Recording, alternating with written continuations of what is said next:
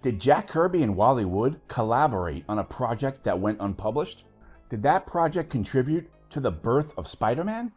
Why was that project abandoned? And why have those pages recently been colored? And to be clear, we're not talking about Sky Masters. Let's get into it. Jack Kirby and Wally Wood had worked together before Challenges of the Unknown at DC Comics. And right after that, from 1959 to 1960, they collaborated on a newspaper strip, Sky Masters of the Space Force. This was illustrated by Jack Kirby and inked by Wally Wood. A terrific collaboration.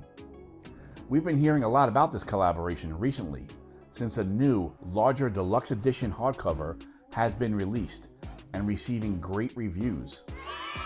It has been remastered and colored by Ferran Delgado. Whoa! This remastering has brought the vibrant colors back to the comic, showcasing the original artwork in a new light. Two giant artists working together on a project that used to be hard to find? This is comic art gold. But like I said, this is not the focus of this video.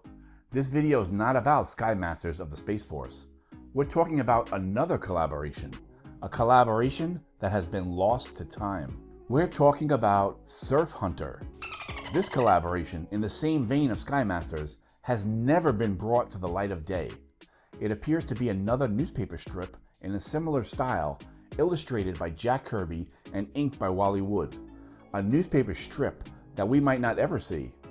A collaboration currently not available, and to my knowledge, has never been available. It's possibly lost to time. If you do a little searching on the internet, pages of Surf Hunter can be found, and they seem completed and compiled and put together. The idea for the project seems to have been inspired by the TV show Sea Hunt.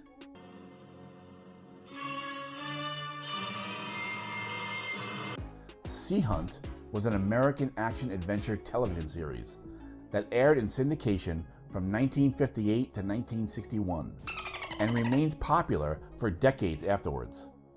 The series originally aired for 4 seasons with 155 episodes produced.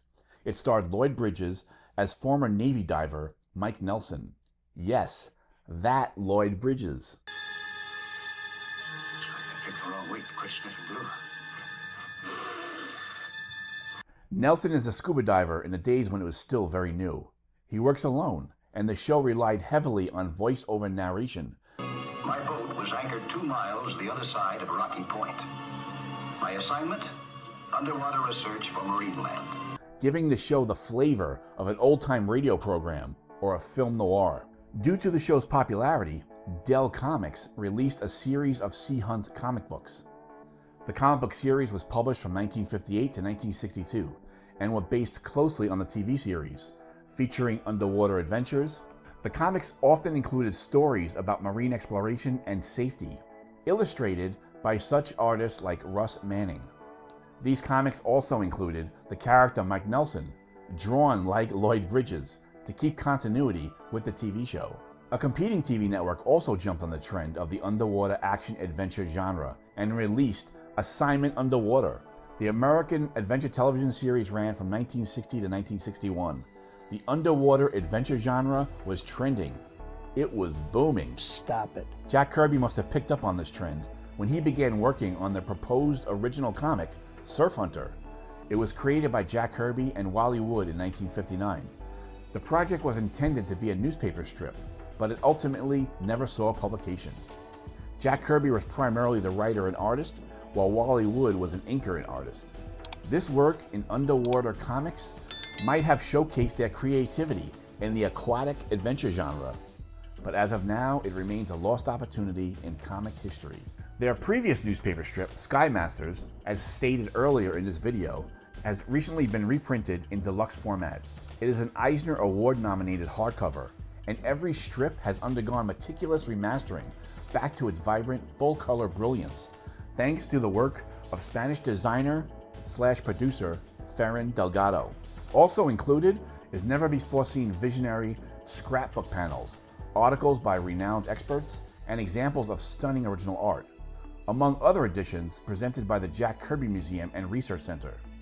It is a first publication by Kirby Museum Press and is the first official crowdfunding campaign for a Jack Kirby book. He is with it. He is with the modern era, the modern times. But why is this such an epic collaboration? Well, let me tell you. Many people feel Jack Kirby is the king of comics and on the short list of great American comic book artists. Many would argue that Wally Wood also belongs on that short list. To have these two team up and work together on a project is comic book heaven. The lost newspaper strip, Surf Hunter, seems to have been collected and prepared for something. Maybe a release or presentation of some sort in the near future?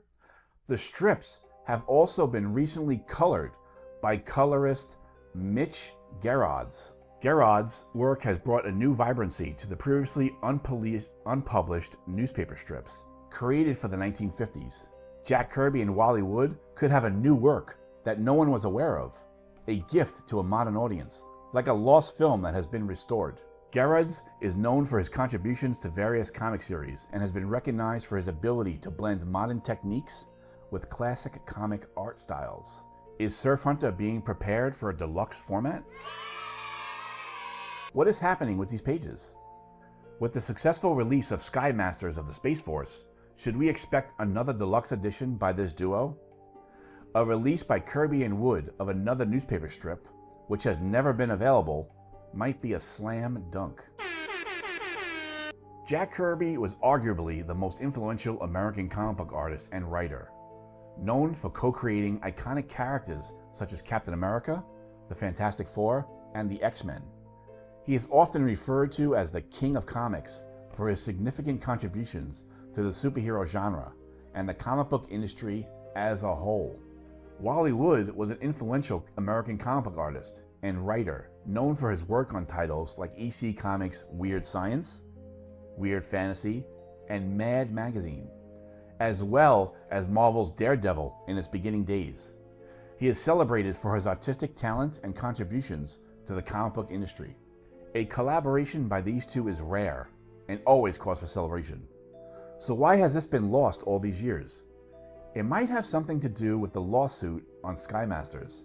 The DC editor Jack Schiff sued Kirby over percentages on Sky Masters. Don't be rude. Kirby soon jumped over to Marvel Comics after that bad experience, and maybe Surf Hunters involved some of those same headaches as Sky Masters. So maybe Kirby abandoned the project. Maybe he just walked away. This is a guess on my part. Kirby did work with Wally Wood again on Marvel's Daredevil in his earliest days. Wood introduced the red suit in Daredevil number 7. But that's not actually the end of the story. The Surf Hunter pages were not completely abandoned. Artists often repurposed old pages for new pages they are working on. And rumor has it that Kirby repurposed Surf Hunter pages while working on the Amazing Spider-Man number 1. Whoa! Surf Hunter, you could say, lives on in one of the most famous comic books of all time. And since we know Jack Kirby did the cover and Steve Ditko did the insides, it's a safe guess that the repurposed Surf Hunter art is out in plain sight, right on the cover of the Amazing Spider-Man number 1. Stop it. All right, guys, wrapping it up. Jack Kirby and Wally Wood collaborated on a project called Surf Hunter, which was a proposed newspaper strip that unfortunately never got published. As of now, all we can say is, what could have been? Thanks for watching, and I'll see you guys next time. It's a trap!